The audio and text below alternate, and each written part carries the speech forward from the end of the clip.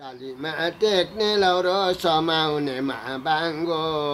आफू भने छाता जोता घरमा बुढी नाङ्गो ए यो वनमा छैन के न्याउली होइन यो बाला यस्तो पुरस्कार आफ्ने कस्तो कस्तो गीत आउँदो रहेछ घरभरि छोरा छोरी अराउँ भन्ने छैन घरभरि छोरा छोरी अराउँ भन्ने छैन पल्ला घर माग्न जाँदा सधैँ दिने होइन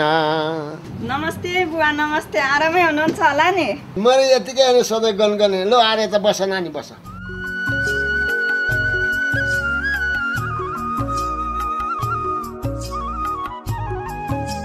अनि बुवा आरामै हुनुहुन्छ होला नि अनि खोइ आमा त हुनुहुन्न देखिन आमा कता हुनुहुन्छ नि ए आमाको कुरा के गर्ने नानी त्यो आमा चकचके बानी त कता कोठेबारीमा सागपात टिप्न ओर्न खेती गर्न गएकी छ होला बा हजुर र आमालाई देखेर त म छक्क पर्छु यत्रो उमेरमा पनि यति तगडा हजुरहरू हामी त खै नानीहरू हाम्रो पालाको कुरा के गर्नुहुन्छ र नानीहरू हामीहरूका पालामा चारमा मानु घिउ खाएर चाहिँ खा गरेर काम गरेका मान्छे हामीहरूको त्यस्तै धनु डह्रो छ तपाईँहरूको हिजो आज विभिन्न तरिकाको औषधि लगाएको के गाती खायो कता भन्यो के भन्यो दैलो मैलोमा राम्रो भन्छौ कहाँ पुग्छ तिमीहरूको हामीहरूको जस्तो तिमीहरूको क्षमता नानी बा भन्दै खोज्दै आयो के का लागि आयो होला बा घरमा कति एक्लै बसिराख्ने अल्छी लागेर अस्ति पनि हजुरले कथा सुनाउनु भएको थियो कति रमाइलो भएको थियो आज पनि त्यही कथा सुनाऊ कि भनेर पो आएको म त बा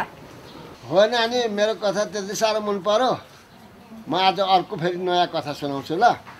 सुन्न पञ्चाव म केही भन्छु बसुना र कमिलाको सबै कन्छु भुसुनु काट्छु म कमिला खुट्टो समाइदिएन भुसुनु काटेँ मैले रक्ती थाप्ने लिएन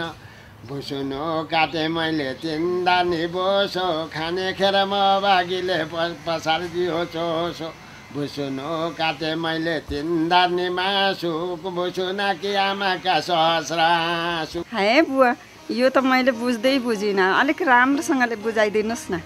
हो र नानी अब केही पनि बुझाउने म एउटा कथा सुनाउँछु ल राम्रो गरेर सुनेर बस मैले त सालिन्न यो सम्मत फर्केको बेलामा यसो एउटा भोज खुवाउने गरेको थियो त्यो भोज खुवाउँदाखेरि अब आशामा परिराखेर उनीहरूलाई भोज खुवाउन तिनीहरू आएर गनगन गरे मसँग कसले गरे त भन्दाखेरि एउटा कमिलाले गर्यो एउटा झिँगाले गर्यो र एउटा फट्याङ्ग्राले गर्यो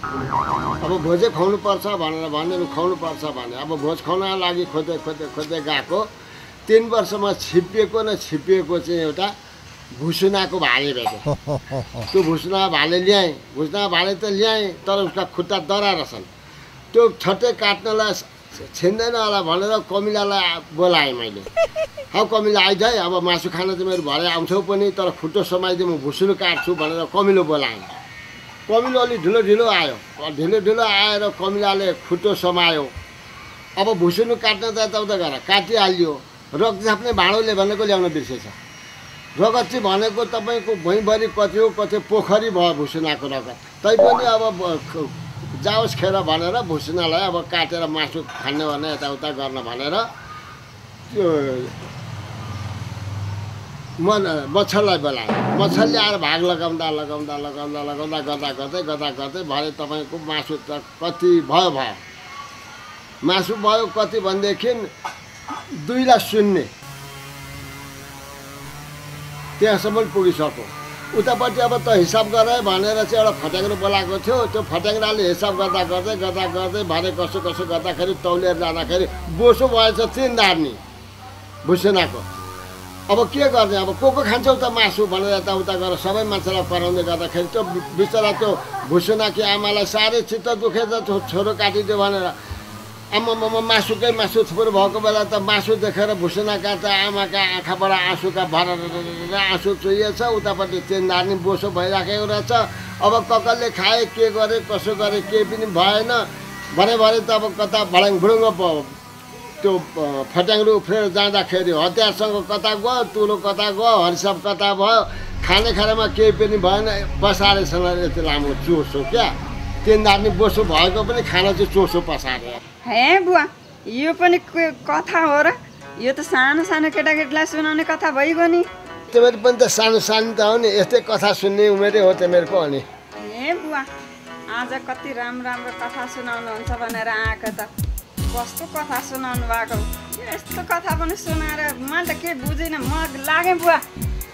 नानी रातभरि करायो दक्षिणा हरायो झन्सारा कि नानीहरू भनेर कति कथा सुनाउँदा त चित्तै नबुझ्ने अरे। अब म त जाउँ भोलि आएर सुनाउला राम्रो कथा। ए बा हुन्छ,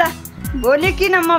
भरे नै आउँला नि, किन भोलि आइराख्ने, भरे नै आउँछु म ल, अहिले चाहिँ लागेँ। यो कथा सुनाउने कति कथा सुनाउनु हौ।